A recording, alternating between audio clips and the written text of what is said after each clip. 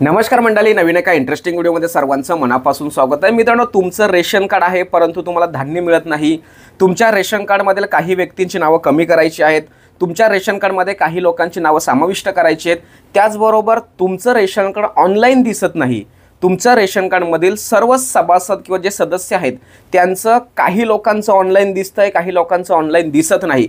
तुमची KYC pending असेल तर ही सर्व कामे तुम्हाला 100 दिवसामध्ये महाराष्ट्र शासनाच्या माध्यमातून अगदी फ्रीमध्ये करण्यासंदर्भात महाराष्ट्र शासनाने एक व्यक्तीला तुमच्या तालुका स्तरावरती नेमलेला आहे। परंतु तो व्यक्ती कोण आहे आणि कोणत्या आदेशान्वये किंवा कोणत्या शासन निर्णयानुसार तुम्हाला ह्या सर्व सेवा मोफत मिळणार आहेत आणि त्याही 100 दिवसामध्ये या सर्व सेवा किंवा ही सर्व कामे करणे त्या व्यक्तीला किंवा त्या डिपार्टमेंटला बंधनकारक असणार आहे। या सर्व गोष्टींची चर्चा आपण या व्हिडिओमध्ये जाणून घेणार आहोत। व्हिडिओला सुरुवात करण्यापूर्वी चॅनलवरती जर नवीन असाल तर कृपा करा चॅनलला सबस्क्राइब करा।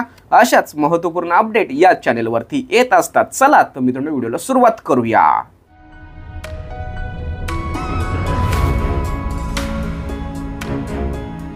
तर मित्रांनो, महाराष्ट्र शासनाच्या अन्न व पुरवठा विभागातून 11 फेब्रुवारी 2025 रोजी एक शासन निर्णय जाहीर केलेला आहे आणि या शासन निर्णयामध्ये त्यांनी स्पष्टपणे म्हटलं आहे की महाराष्ट्रामध्ये जेवढेही रेशन कार्ड आहेत त्या रेशन कार्डपैकी 25 लाख रेशन कार्ड धारकांना धान्य मिळालं पाहिजे।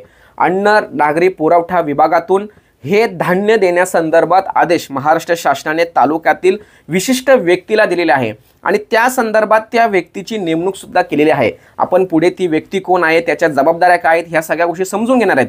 परंतु मित्रांनो, या शासन निर्णयामध्ये महत्त्वाच्या गोष्टी अगदी मोफत फ्रीमध्ये करण्यासंदर्भात आदेश दिलेला आहे। यामध्ये सर्वात महत्त्वाचा मुद्दा म्हणजे 25 लाख रेशन कार्ड धारकांना धान्य मिळावं, हा महत्त्वाचा मुद्दा या ठिकाणी त्यांनी स्पष्टपणे सांगितलेला आहे। त्याचबरोबर रेशन कार्डमधील नाव कमी करणं, रेशन कार्डमध्ये नाव समाविष्ट करणं हे सुद्धा काम सेम डेला किंवा 2 ते 3 दिवसामध्ये नागरिकांना या सेवा उपलब्ध करून देण्यासंदर्भात आदेश दिलेला आहे। त्याचबरोबर ज्या लोकांची ई-केवायसी पेंडिंग आहे त्यांची केवायसी त्या क्षणी करण्यासंदर्भात सुद्धा आदेश त्या ठिकाणी दिलेला आहे। त्याचबरोबर ज्या शेतकऱ्यांना विभक्त रेशन कार्ड करायचं आहे, ज्या शेतकऱ्यांना विभक्त रेशन कार्डकडून दुसऱ्या ठिकाणी ट्रान्सफर करायचं आहे, अशी कामं सुद्धा त्वरित युद्ध पातळीवरती करण्यासंदर्भात आदेश त्या ठिकाणी दिलेला आहे। त्याचबरोबर काही रेशन कार्ड धारकांची अशी समस्या आहे की सर, आमच्या रेशन कार्डमधील 8 नावं आहेत, त्यापैकी 4च नावं ऑनलाईन आहेत, बाकीची रेशन कार्डमधील नावं ही ऑनलाईन नाही आहेत। तर ती नावं ऑनलाईन करण्यासंदर्भात काय प्रोसेस, तर या सर्व सेवा त्वरित नागरिकांना मिळाव्यात यासाठी महाराष्ट्र शासनाच्या माध्यमातून 11 फेब्रुवारी 2025च्या शासन निर्णयानुसार तालुका स्तरावरती पुरवठा विभागामध्ये तहसील कार्यालयामध्ये एका व्यक्तीची नेमणूक केली जाणार आहे आणि त्या व्यक्तीला नाव दिलंय काय, तर IT ऑफिस असिस्टंट। त्या व्यक्तीने फक्त हीच कामं करायची, कोणती रेशन कार्ड संदर्भात कोणतंही काम असो तेच काम त्यांनी करायचं आहे। त्यासाठी सेपरेट त्या ठिकाणी त्याला अनुदान सुद्धा दिलं जाणार आहे, पगार सुद्धा दिला जाणार आहे आणि यासाठी 4.8 कोटी रक्कम ही त्यांच्यासाठी त्या ठिकाणी निश्चित सुद्धा केलेली आहे। अशा पद्धतीने मित्रांनो, महाराष्ट्रातील प्रत्येक तालुक्यात म्हणजे महाराष्ट्रामधील 401 तालुके जे आहेत या 401 तालुक्यामध्ये ही सुविधा उपलब्ध करून दिलेली जाणार आहे।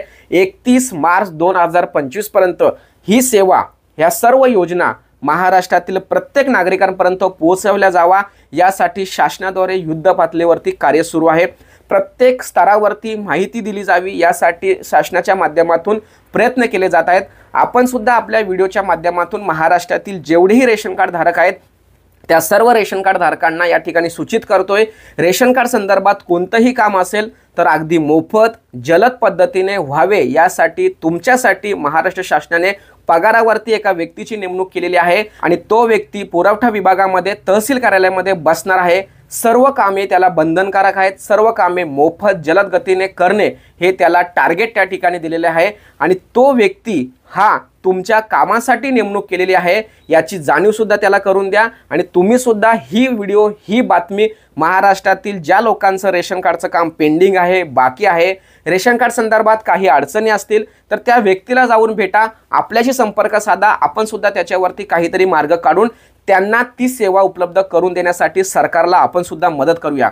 अशा पद्धतीने मित्रांनो महाराष्ट्रातील सर्व रेशन कार्ड धारकांसाठी अतिशय आनंदाची बातमी की तुमच्यासाठी महाराष्ट्र शासनाच्या माध्यमातून एका व्यक्तीची नेमणूक केलेली आहे। 100 दिवसामध्ये तुमचं काम 100% पूर्ण केले जाणार या संदर्भात त्याला जबाबदारी सुद्धा दिलेली आहे। महाराष्ट्र शासनाकडून त्याची त्या ठिकाणी पूर्णपणे देखरेख केली जाणार आहे, त्याच्यावर लक्ष ठेवलं जाणार आहे, टार्गेट बेसवरती त्याला काम करण्याची या ठिकाणी आदेश सुद्धा दिलेले आहेत।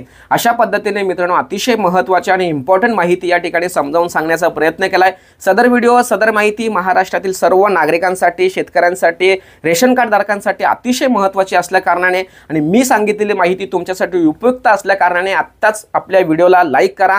चॅनलवरती जर पहिल्यांदा आला असाल तर चॅनलला सबस्क्राइब करा आणि मी जे काही आता सांगितलं ते अधिकृतपणे शासन निर्णयामध्ये आहे। तो शासन निर्णय सुद्धा मी डिस्क्रिप्शन बॉक्समध्ये देतोय, तो तुम्ही डाउनलोड करायचा आहे आणि त्या जो व्यक्ती नेमलेला आहे IT ऑफिस असिस्टंट त्याला तो दाखवायचे जर समजा तो काम करण्यास टाळाटाळ करत असेल तर।